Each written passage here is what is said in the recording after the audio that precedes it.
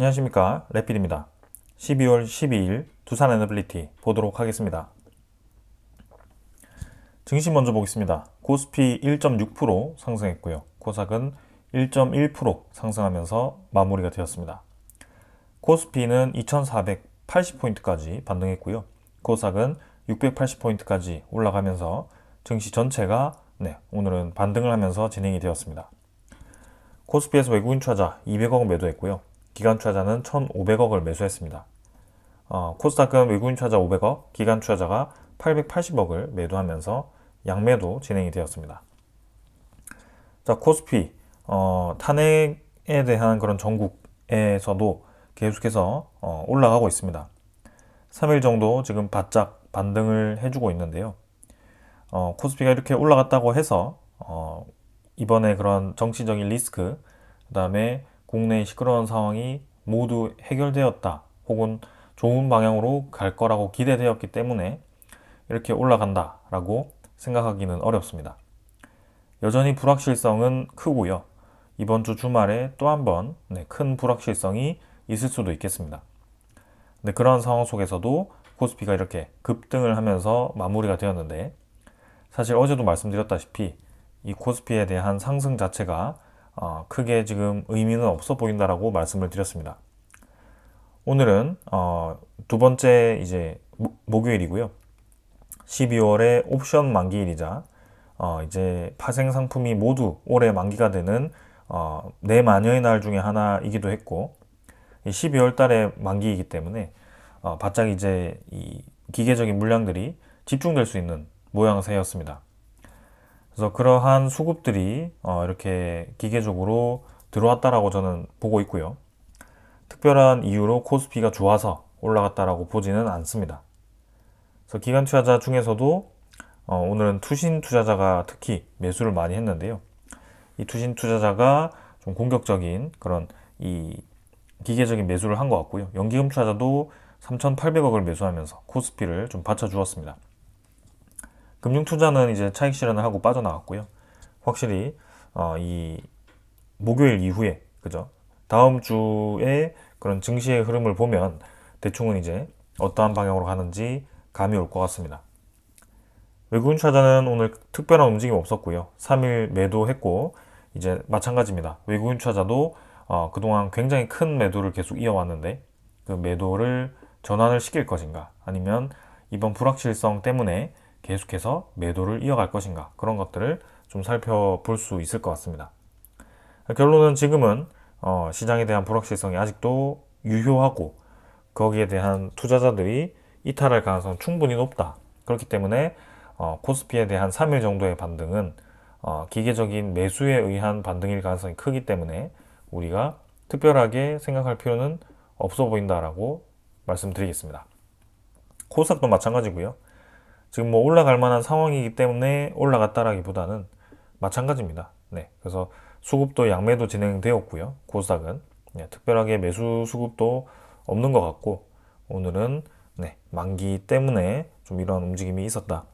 그리고 이제 만기 때문에 올라갔다면 만기가 끝났을 때 주가가 반대로 떨어질 가능성이 있겠죠. 그래서 내일 금요일의 시장과 그 다음에 다음 주 본격적으로 이제 다음 주 시장을 보면 대충은 감이 올 것 같습니다. 해외 시장은 나스닥은 1.7%가 급등을 했고요. 니케이도 1.2%가 올라갔습니다. 요거는 이제 어제 미국의 CPI 지표가 발표가 되었는데, 그 CPI 지표가 예상치에 부합을 하면서 이제 금리에 대한 인하 가능성이 높다라고 판단이 되었기 때문인데요. 그래서 우리나라 증시는 그러한 기대감으로 올라갔다라기보다는 그동안 내렸던 거에 대해서 기계적인 그 옵션 만기에 대한 매수세가 들어온 거고, 그 이후 시장을 봐야 된다. 그래서 해외 시장과는 지금 디커플링이 되어서 움직이고 있고, 그런 것들을 우리가 생각을 해야 됩니다. 자, 그래서 미국의 11월 CPI 지표가 전년 대비 2.7% 올라가서 예상치에 부합하였고요. 금리 인하 가능성이 96%까지 올라가면서 거의 뭐 12월에 금리 인하의 가능성은 사실화가 되었습니다. 그죠? 그래서 우리가 사실 부담스러운 그런 상황 속에 미국의 금리가 떨어지지 않을 거라고 생각해서 좀 우려스러웠는데, 다행히도 이제 불행 중 다행으로 이렇게 미국 FOMC가 금리를 떨어뜨릴 가능성이 높아졌다라는 것인데, 근데 중요한 것은 이제 이 CPI 지표가 2.7%가 올라간 것이 과연 좋은 것인가? 왜냐하면 10월에 증가치였던 게 2.6%였고요. 12월인 이번에는 2.7%, 오히려 이제 물가 상승률이 높아졌습니다. 근데도 이제 예상치에 부합해서 금리를 떨어뜨릴 거다라고 이제 생각을 하는 건데요. 지금 이제 물가가 완전히 잡혔다라기보다는 어느 정도 수준에서 물가가 떨어지는 게 멈추었고, 오히려 상승률이 다시 조금씩 올라가는 이 분위기가 진행이 되고 있습니다. 그래서 완벽하게 지금 물가가 잡히지 않았다는 것이 나중에 이제 큰 인플레이션에 대한 우려감의 재현, 그죠? 그런 것들의 우려감이 나타날 수 있는 씨앗이 될 수 있는데, 이 부분에 대해서도 우리가 절대 무시해서는 안 되겠습니다. 자, 근데 더 큰 문제가 있습니다. 우리나라의 이 상황이 부정적이기 때문일까요? 환율이 지금 원래는 미국이 달러에 대한 금리를 떨어뜨렸다라고 하면 당연히 환율은 떨어져야 됩니다. 근데 환율이 떨어지지 않았고요. 잠깐 시간별로 보시면 환율이 떨어졌다가 다시 반등을 하게 됩니다. 지금 이제 시간별로 이 모든 데이터를 볼 수 없기 때문에 보면 될 것 같은데, 어제 잠깐 떨어졌었거든요. 근데 다시 이제 밀어 올리면서 환율이 또 1431원으로 지금 진행이 되고 있고요. 1430원에서 내려오지를 않고 있습니다. 미국이 금리를 4.5%까지 떨어뜨리는 것이 기정사실화되었는데도 달러가 지금 원 달러에 대한 환율이 움직임이 없다라는 것은 그만큼 지금 이제 우리나라의 불확실성이 크고, 네, 여기에 대해서 환율이 높게 위로 지금 상방으로 힘을 받고 있다는 뜻입니다. 미국의 금리를 떨어뜨리고 우리나라가 환율을 방어하고 있는 상황에서도 이렇게 높게 유지된다는 것은 저는 굉장히 심각한 상황이다라고 생각이 되는데요. 여기 이제 장기적으로 이어졌을 경우에는 상당히 위험하다라고 보여집니다. 이게 언제까지 이어지는지도 한번 지켜보겠습니다. 그 다음에 이제 지수 선물입니다. 선물 지표는 미국 증시 좀 떨어지고 있고요. 크게 떨어지지 않고 있지만 전체적으로 조정을 받고 있습니다. 그리고 유럽 증시도 같이 좀 뭐 보합 수준이고요. 약하게 좀 하락하고 있고, 선물 지표는 이렇습니다. 근데 본격적인 시장에 들어가면 이제 어떠한 움직임이 보일지 봐야 될 것 같고, 금리 인하에 대한 기대감 때문에 잠깐 이제 올라가기는 했습니다. 그러나 여전히 미국의 증시는 고점, 그죠? 상당히 높은 구간에 위치를 하고 있습니다. 그럼 과연 이게 계속 올라가는 게 맞느냐? 여기에 대해서 이제 우리가 판단을 할 수 있어야 되는데요. 이전에 뭐 나스닥 차트를 보여주면서 이렇게 뭐 쭉쭉쭉쭉 올라가는 그 추세를 보여주면서 나스닥은 항상 고점이었다라고 표현을 하시는 분들이 좀 있더라고요. 근데 분명히 전체적인 경제 성장률의 이 상승률, 그죠? 항상 세계는 성장을 해왔고, 미국은 그 중심, 거의 주도를 하고 있는 상황 속에 당연히 올라가는 것은 사실이지만, 그게 지금처럼 이렇게 급격하게 올라간 상황에서 더 급격하게 올라가는 것은 드물다라고 생각을 합니다.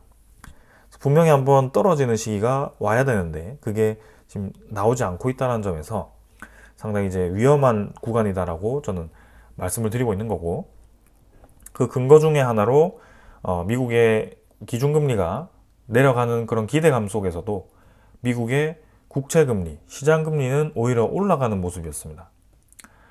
그러니까 시장금리와 지금 기준금리가 계속 따로 놀고 있다라는 것이고, 이 시장금리가 높게 유지가 된다면 기준금리를 내린 효과가 없다라는 뜻이거든요.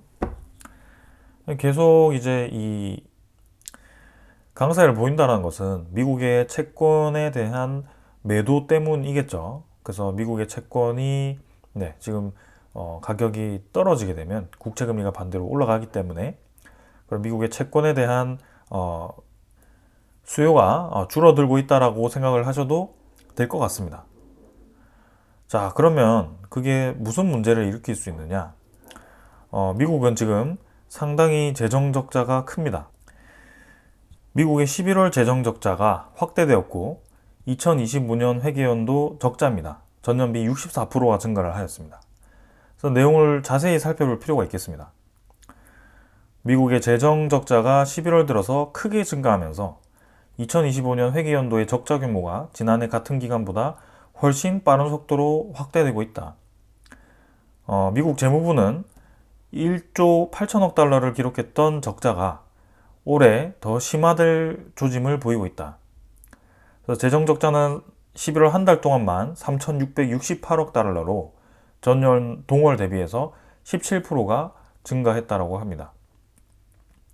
미국 재정 상태가 지금 좋지 않다라는 뜻이죠. 그런데도 미국은 11월 말 기준 국가 부채가 36조 1천억 달러, 5경 1,700조입니다. 국가 부채가 5경 1,700조입니다, 여러분들. 이게 상상을 하기 어려운 금액 수준이거든요. 그만큼 많은 돈이 지금 시장에 풀려 있고, 그 많은 돈이 지금 어디에 있냐? 나스닥, 다우, 그 다음에 비트코인, 부동산 이런 데 다 들어가 있는 겁니다. 그게 다 버블이라는 뜻이거든요. 그게 언제까지 올라가느냐? 결국에는 그 부채가 늘어나는 이 한계, 그죠? 추가적인 부채가 이 금액들을 떠받쳐주기 힘든 상황에서 그것은 쭉 떨어지게 될 겁니다. 그러한 상황이 저는 머지않았다라고 보고 있고, 그런 시그널들이 계속 나오고 있다. 그래서 제가 이 종목 리뷰를 하면서도 이 시장에 대한 리스크가 분명히 상존하고 있다. 거기에 대해서 우리가 한번 버블이 터질 텐데, 그게 내년이 될지 올해 당장 12월이 될지 그건 알 수 없다. 그러나 한 번은 지금 그러한 상황으로 가고 있다라고 계속 강조를 드리고 있습니다. 미국이 부채가 이렇게 많습니다. 근데 이 부채가 만들어내는 이자가 더 문제거든요. 재무부가 올해 부채 총 비용이 1조 2천억 달러에 달할 것으로 예상이 되고 있다고 합니다. 이자가 1조 2천억. 이게 한국 돈으로 하면 환율 1,400원 기준으로 했을 때 거의 이제 200조 가까이가 되거든요. 2천조네, 2천조. 2천조 가까운 그런 부채가 이 이자로 발생한 겁니다. 미국이 돈이 없다면, 재정 적자가 나는 상황에서 저 이자를 갚지 못하게 된다면 또 한 번 디폴트 상태가 되는 거죠. 그죠? 그렇기 때문에 이 미국의 상원과 하원에서 재정에 대한 그런 계획이 틀어졌을 때, 작년이었나요? 재작년이었나요? 여러분들 기억하실 수 있습니다. 미국이 디폴트에 빠질 수도 있다는 그런 우려감이 있었거든요. 근데 또 이 상황이 만들어질 겁니다. 트럼프가 되면 그 상황이 더 극단적으로 만들어질 수 있습니다. 왜냐? 관세를 매기고 인플레이션을 촉진할 수 있고, 그 다음에 이 자국 내에 있는 기업을 살리기 위해서 오히려 감세를 하는 그런 상황인데, 그게 감세가 되는 그 상황이 미국의 그 국가 부채가 엄청 높고 이자를 갚아야 되는 돈이 훨씬 많은 그런 상황에서 기업을 살린다는 그 취지는 괜찮겠지만, 그거를 세금을 딴 데서 메꿔야 되는 그 상황이 상당히 어려운 상황으로 이끌 수 있다는 것입니다. 그래서 그런 상황들이 아주 위험하다. 그래서 우리나라 내부에서도 정치적인 리스크가 있고, 국외, 특히 미국 시장도 지금 상대적으로 좋아 보이지만 저렇게 힘든 이 큰 리스크, 엄청난 큰 폭탄이 계속 불이 붙은 채로 가고 있다. 불을 자꾸만 꺼도 이게 붙을 수밖에 없는 상황으로 가고 있는 거고, 그게 언제 터질지는 모른다. 우리도 계속 저 상황을 분석을 해야 되고 따라가면서 체크를 해야 될 것 같습니다. 자, 그래서 결코 쉬운 상황 아니고요. 시장에 대한 그런 흐름을 끝까지 우리가 집요하게 지금 지켜볼 필요가 있겠습니다.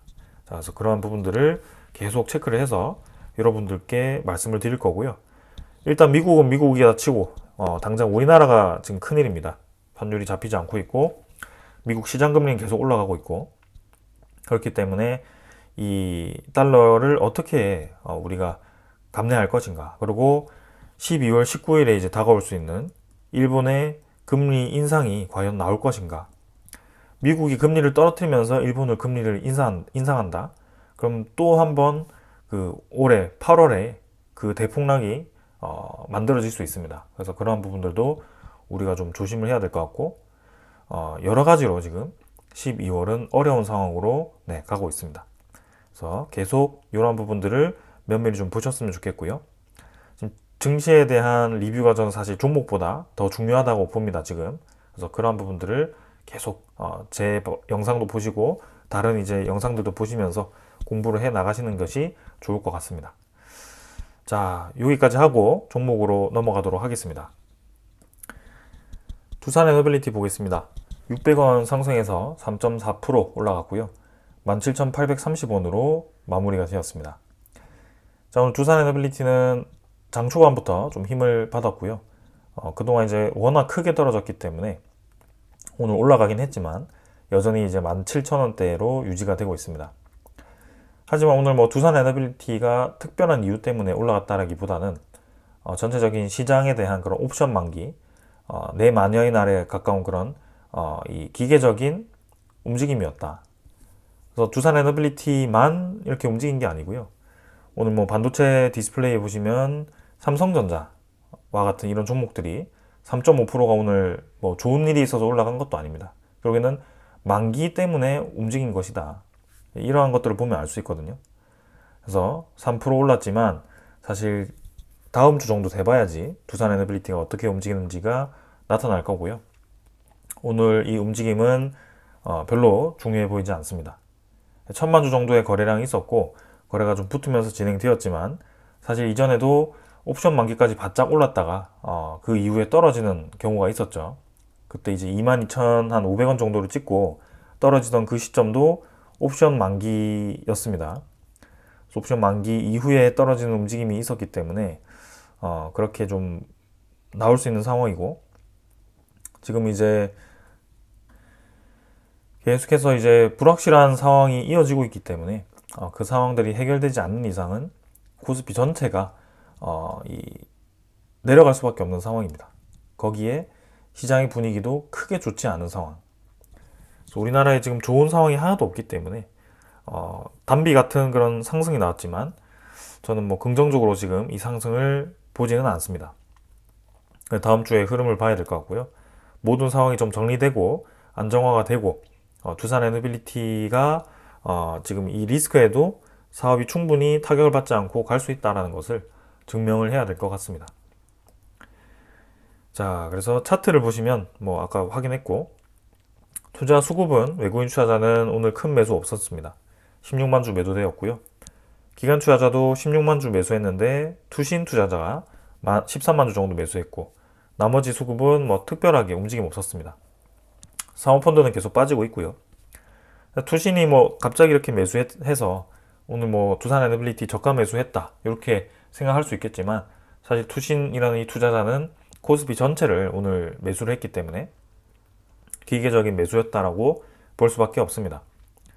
그래서 저 기계적인 매수세가 없어졌을 때가 어떤 움직임을 보일까? 거래량이 또 줄면서 매수세에 대한 힘이 약해지면서 서서히 또 떨어지지 않을까, 이런 생각이 좀 들고 있고요. 안타깝지만 지금은 어려운 상황이 이어지는 게 당연해 보이고 어려운 상황으로 가고 있습니다. 그래서 그 모든 걸 이겨낼 수 있는 한 방이 필요하다라고 계속 언급을 드리고 있습니다. 그리고 이제 공매도 잔고 보겠습니다. 공매도 잔고는 지금 93만 주로 조금 떨어졌고요. 전체적으로는 감소를 하고 있습니다, 계속. 주가가 내려가면서 공매도 잔고도 좀 상환이 되고 있고, 대차 잔고도 어제 상환이 좀 많이 되었었는데요. 오늘은 뭐 특별하게 움직임은 없었습니다. 그래서 어제 상환 꽤나 많이 되어서 1000만 주 가까이 대차 잔고도 대폭으로 줄어들었고요. 뭐 크게 그게 지금 좋은 상황은 아닌 것 같다라는 생각입니다. 추정 물량도 지금 당일과 거의 비슷했고, 어제에 이어서 오늘도 매도가 나오면서 23.94%. 하지만 여전히 외국인 투자자 보유율은 높습니다. 근데 이제 만기가 끝난 시점에서 우리나라 증시에 대한 리스크가 아직도 높다라는 그런 상황, 환율이 이렇게 계속 높게 치솟고 있다는 상황에서 이 외국인 투자자에 대한 포지션이 다음 주부터 어떻게 바뀔 것인가, 여기에 대해서 좀 집중을 해서 보도록 하겠습니다. 그래서 그동안 이제 두산에너빌리티를 매집을 했고 꾸준히 받쳐오던 이 외국인 투자자가 본격적으로 차익 실현 물량을 내뱉으면서 빠져나가기 시작한다면 두산 에너빌리티의 단기적인 이 수급이 완전히 무너지는 상황이 될 수 있는 것이고요. 그 부분이 상당히 좀 우려스럽거든요. 개인적으로는 이제 꿋꿋이 저 지분을 지키면서 지금은 좀 유지를 해주는 것을 기대를 하고 있습니다. 그래서 기관 투자자도 추가적인 매도 없이 좀 이 정도로 유지를 해줬으면 하는 바람이고요. 가장 큰 이제 리스크가 빠르게 해결되기를 기다리고 있는 상황입니다. 그래서 오늘도 뭐 이 정도로 말씀을 드리고 기술적인 부분은 넘어가도 될 것 같고요. 종목에 대한 소식들을 전달 드리도록 하겠습니다. 자, 결국에는 체코 쪽에서 계속 지금 우리나라에 확신을 주기 위해서 그리고 차질 없다는 것을 어필하기 위해서 이렇게 계속 이제 언급을 하고 있습니다. 우리나라도 계속 인터뷰를 하는 것 같고요. 체코 산업국장이 내년 3월 한국과 원전 계약에 대해서 일정이 지연이 없을 것이다. 잘 진행되고 있다. 국내 정치 상황과는 지금 크게 영향이 없다. 이렇게 얘기를 하고 있습니다. 당연히 이렇게 돼야 될 것 같은데요. 체코 입장에서도 이제 무르기가 어려운 상황이죠. 우리나라와 워낙 이제 이 일도 많이 진행을 했고 전체적으로 협약도 많이 진행했고 합리적인 이 아니라고도 생각을 했기 때문에 단 하나의 사건으로 모든 걸 뒤집기가 상당히 애매한 상황입니다. 그래서 체코 입장에서도 이게 차질이 생기면 국가적인 손해가 막심하기 때문에 거기에 대해서 원하지 않을 거고요. 이 본계약에 있어서는 결국에는 진행이 되지 않을까 싶습니다. 그러나 가장 기다려지는 것은 아무래도 미국의 웨이스팅하우스 합의입니다. 그 웨이스팅하우스 합의가 분명히 우리나라의 이 정부 인사들이 움직여서 적극적으로 추진을 했었어야 되거든요. 근데 지금은 그러할 상황이 되지 못하고 있기 때문에 내년 3월까지도 빠르게 지금 그 상황이 해결이 될지가 의문입니다. 원래는 12월을 되게 기대를 했는데 그 상황이 지금 제대로 진행이 되지 못하고 있고요. 이 관련 이제 장관들도 국외 해외 일정을 나가지 못하고 국내에 계속 이제 있으면서 뭐 조사를 받거나 그 관련된 책임을 물으라고 이제 주변에 이제 꾸짖음을 듣거나 그러한 상황입니다. 이 무슨 이 일을 할 수 있는 사람들을 다 묶어 놓아버린 그런 상황이 되어버렸고요. 협상 자체가 불가능해졌기 때문에 이 체코 원전에 대한 뭐 최종 결과는 문제는 없겠다라고 할 수 있겠지만 그 과정에서 좋게 풀어나갈 수 있는 부분들이 좀 많이 꼬여 있는 상황입니다. 특히 미국과의 그런 협력 관계거든요. 그래서 그거를 빠르게 해결을 해야 되기 때문에 조바심이 나기도 합니다. 그래서 한번 그 부분에 대해서 집중적으로 지켜보도록 하겠습니다.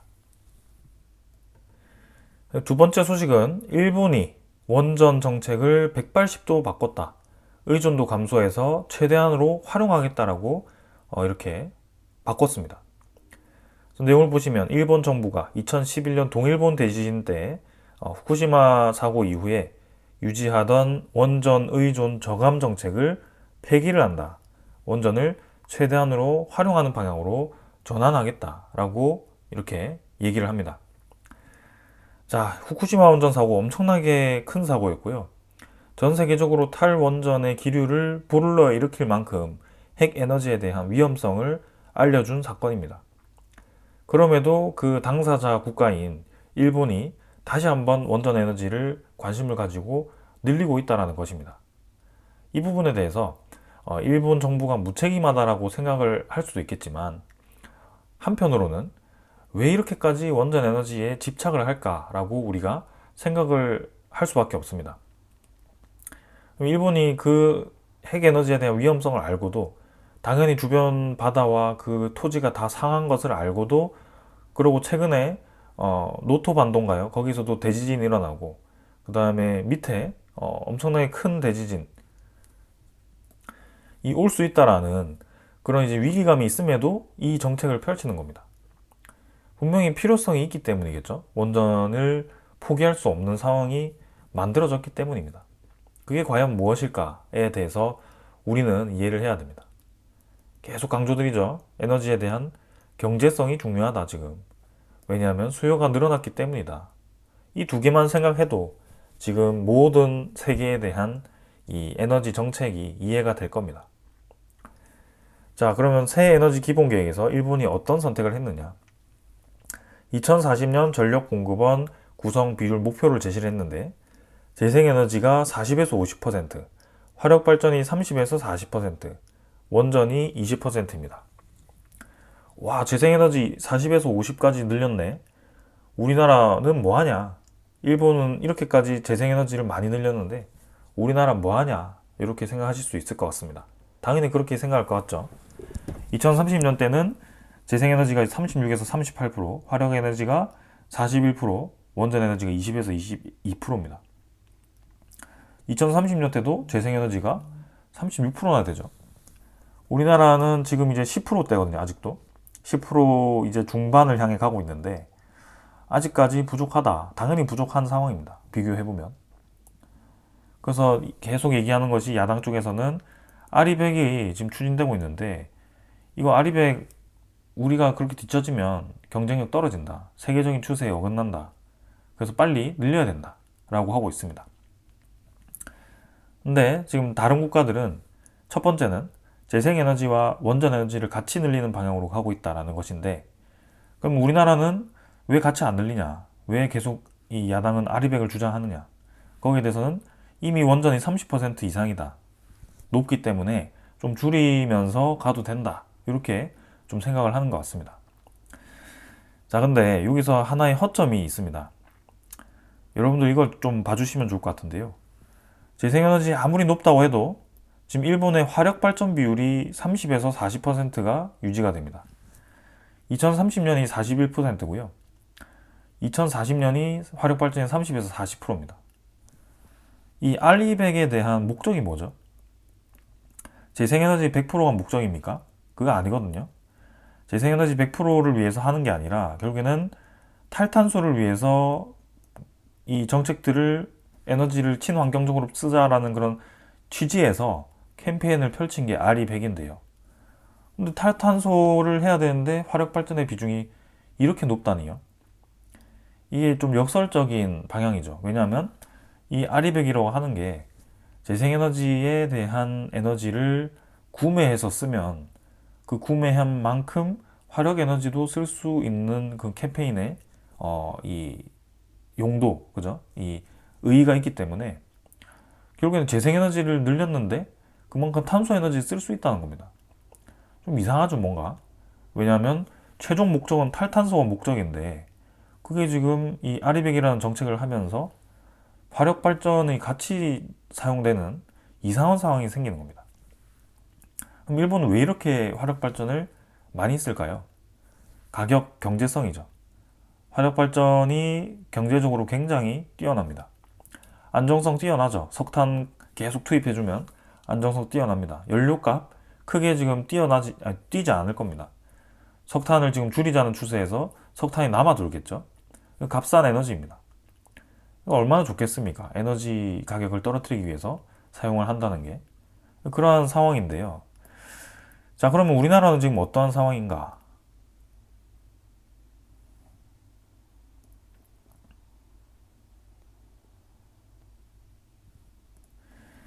자, 소형 원전 4개에 담은 11차 정기분 연내 확정하겠다라는 소식이 있었습니다. 그게 이제 10월 달에 있었는데, 이제 뭐 요거는 날라갔죠. 네.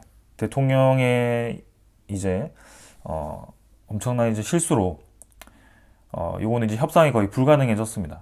11차 전력 수급 개본 계획이 지금 보고가 될 수 없는 상황인데, 자, 계속 이제 야당은 이 11차 전력 수급 개본 계획을 보고하지 못하게 했고, 거기에 대해서 재생에너지를 늘려야 된다. 재생에너지를 왜 이렇게 안 늘리느냐. 원전에너지만 그렇게 몰두를 하느냐라고 얘기를 합니다. 그럼 내용을 한번 살펴보죠. 2036년 기준으로 했을 때 원자력 에너지가 2023년 대비해서 30.7에서 35.6까지 올라갑니다. 한 5.5% 정도 올라가네요. 네. 5% 정도 올라가서 35%면 그래도 국가 에너지에서 꽤나 이제 많은 에너지 비중을 차지하는 것은 사실인 것 같습니다. 근데 신재생에너지가 9.6에서 32.9로 갑자기 확 뛰거든요. 4배 가까이가 뜨게 됩니다. 그래서 엄청나게 이제 도전적인 이 비율로 늘어나게 됩니다. 석탄 에너지가 31.4에서 10.3%로 떨어지게 됩니다. 자, 여기서 어떠한 점들이 보이나요, 여러분들? 일본은 재생에너지 40에서 50%까지 늘려서 우리나라보다 훨씬 많은 재생에너지를 쓴다라고 하지만 석탄에너지가 2036년 때 우리는 10.3%를 목표로 하고 있는데 일본은 지금 어떻게 하고 있죠? 2040년에 아까 아직도 40%였죠, 석탄이. 그러한 상황입니다. 무탄소 에너지라는 것이 결국에는 지구 온난화를 막기 위해서 탄소를 빠르게 줄이자는 취지, 아리백도 마찬가지 그 취지로 가는 것인데 그게 역설적으로 계속 탄소를 쓰게 되는 방향으로 가는 게 이 아리백 캠페인이 될 수 있거든요. 재생에너지 아무리 늘려봤자 뭐하냐, 탈탄소를 안 하는데 그러한 상황이 되는 겁니다. 왜냐하면 국가별로 지금 이 제조 시스템이 경쟁 구도로 갈 수밖에 없거든요. 왜냐하면 제조는 가격 경쟁력이 치열하기 때문입니다. 가격이 싸야지만 해외에서 사주고 내 경쟁자를 이길 수 있기 때문입니다.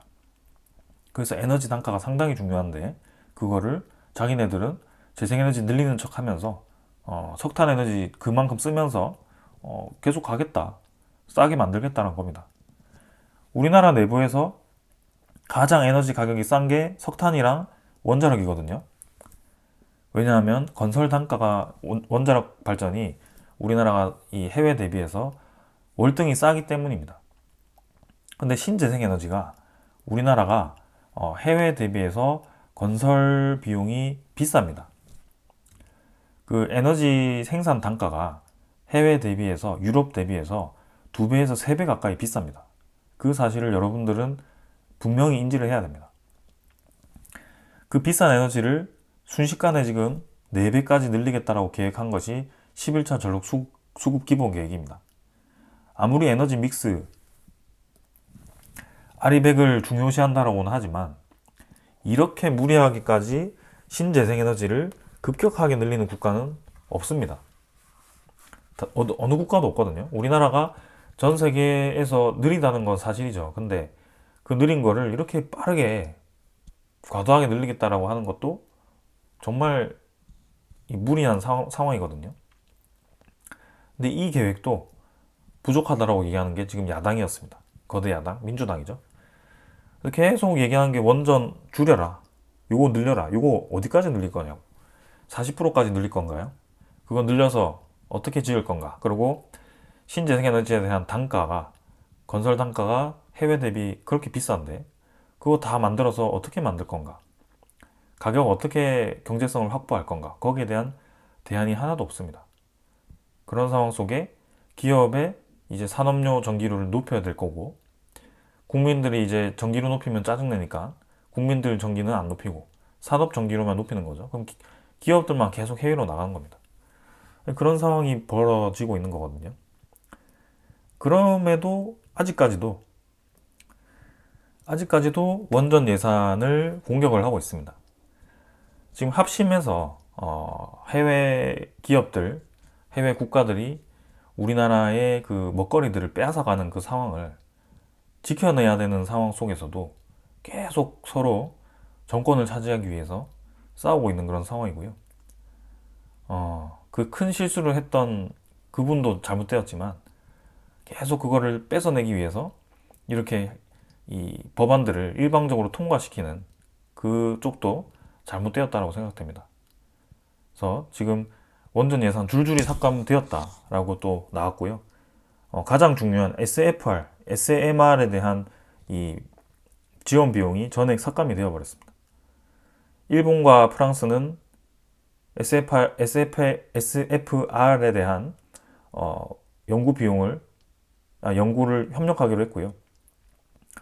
미국은 계속 앞서 나가기 위해서 노력하고 있고 다른 국가들, 프랑스도 그 빈틈을 노리고 있습니다. 근데 우리나라만 계속 역행을 하고 있죠. 그래서 과연 이제 이걸 어떻게 풀어나가야 되는지가 상당히 의문스럽습니다. 그래서 에너지라는 것이 가장 중요하거든요. 제조 산업의 기반이 될 수 있는 상황인데 그 가격을 높였을 때 거기에 대해서 이제 어떻게 할 건가에 대한 대안이 하나도 없는 것 같습니다. 원전을 늘리자고 하는 사람들도 원전을 왜 늘려야 되는지 경제적인 이유를 논리적으로 설명을 하면서 주장을 했어야 되는데요. 계속 뭐 상대방이 뭐 이념을 가지고 탈원전을 한다느니 뭐 그런 얘기만 하니까 반대의 입장도 그 내용들이 납득이 되지 않는 거죠. 지금 왜 필요한지는 확실합니다. 에너지에 대한 경제성과 안정성이 필요하기 때문이고요. 그게 지금 신재생에너지로는 안 된다. 불안정하다. 근데 신재생에너지 해외는 싸지만 우리나라는 지금 싸지 않다. 건설 단가 보면 압니다. 태양광 늘리기 위해서 그 중간중간에 유통업자들 다 껴가지고 네, 서로 이제 태양광으로 생산한 전기를 이득으로 이제 가져가는 수익으로 가져가는 구조가 되어버렸거든요. 한전이 생산하는 게 아니고요. 개인이 태양광 깔아서 그거 전기 생산하면 한전이 그 개인한테 전기를 주고 사야 됩니다. 그러니까 우리가 쓰는 전기가 중간에 누군가가 유통 껴가지고 비싸진 거죠. 물건들도 마찬가지입니다. 중간에 유통업자가 많이 낄수록 비싸집니다. 그러한 구조로 가고 있거든요. 왜냐? 빨리 늘리려니까 돈도 없고 개인의 힘을 빌려서 그런 투자 활성화를 위해서 만든 것이 오히려 역으로 에너지에 대한 가격을 높이고 있다라는 점입니다. 그렇게 또 저렇게 2036년까지 비중을 32%를 넘어서 이제 40%까지 만들자고 하는 것이 그분들의 주장이고요. 그 뒤는 전혀 생각하지 않는 것 같습니다. 제가 봤을 때는. R이 100만 달성하면 되는 것 같아요. 근데 그것만 달성하면 뭐하냐. 애플한테 R이 100 인정받아서 수출할 수 있으면 뭐하냐. 단가가 비싸서 가격 싼 애들 쪽으로 애플이 발주를 낼 거고 우리 제품들은 비싸서 사주지 않을 텐데 그거를 모르는 거거든요. 그런 상황입니다. 그래서 많이 답답하고요. 네, 두산 에너빌리티 분명히 힘을 받을 수 있는 좋은 기회였고 지금 이 전체적인 에너지 시장 그렇고 우리 에너지 단가를 살리기 위해서 반드시 필요했던 이 에너지원들이 두산 에너빌리티가 주력으로 다루는 상황이었거든요. 그게 지금 이제 실탄 마련도 어려워진 상황이고 예산도 지금 지원받던 예산도 줄줄이 삭감되는 그런 상황이고 전체적인 이 시장 그죠? 내부 이 두산 에너빌리티 주식 특히 코스피에 있는 이 주식이기 때문에 더 투자자들이 혼란스러워하는 것 같습니다. 그러니까 좋은 상황이 지금 하나도 없는 상황인데 요거를 이겨내기 위해서는 이제 국내 시장과는 별개로 혼자 이길 수 있다라는 것을 보여줘야 됩니다. 그게 뉴스케일 파워의 수주 소식이라든지 체코 원전은 이제 본계약은 좀 3월까지 가야 될 것 같고 그 전에 이제 미국과의 수출 합의겠죠. 이제 한국의 원전 수출은 미국의 별도의 합의 없이 진행돼도 되고 웨스팅하우스와의 소송은 없고 그죠? 지지권을 서로 인정해주면서 윈윈하는 전략을 가지자라는 발표가 나면 코스피가 이렇게 떨어져도 두산 에너빌리티는 충분히 올라갈 수 있습니다. 그래서 그 두 가지가 지금 필요한 상황이기 때문에 계속 그 부분을 말씀드린 거고 그 부분을 집중해서 보고 있습니다. 자, 그래서 가치에 대한 설명보다도 전체적인 에너지 시장과 그 다음에 우리나라 국내 코스피와 미국 시장에 대한 그런 이제 금융 시장에 대한 흐름들을 좀 계속 중점적으로 말씀드리고 있습니다. 본래 이제 가치 분석과는 조금 취지가 벗어날 수도 있겠지만 지금 이 상황에 대해서도 충분히 이해를 해야 되고 그 다음에 이 에너지에 대한 이 효율, 그 다음에 에너지에 대한 방향을 우리도 충분히 이해를 해야지 이 관련 기업들을 투자하는데 도움이 되실 것 같습니다. 그래서 이런 부분들도 계속 이해를 하시면 좋을 것 같고요. 앞으로는 좀 초당적으로 접근되면 좋겠습니다. 이 상황이 무리한 정책보다도 서로의 이득을 위한 정책보다도 과연 이제 우리가 지금 제일 필요한 게 무엇인가를 생각하는 것이 좋을 것 같고 그 극단적인 상황이라면 그 극단적인 상황에 대한 대안은 있는가에 대해서 좀 집중하면서 진행하는 게 어떤가라는 생각입니다. 자, 오늘 여기까지 하고 마무리하겠습니다. 감사합니다.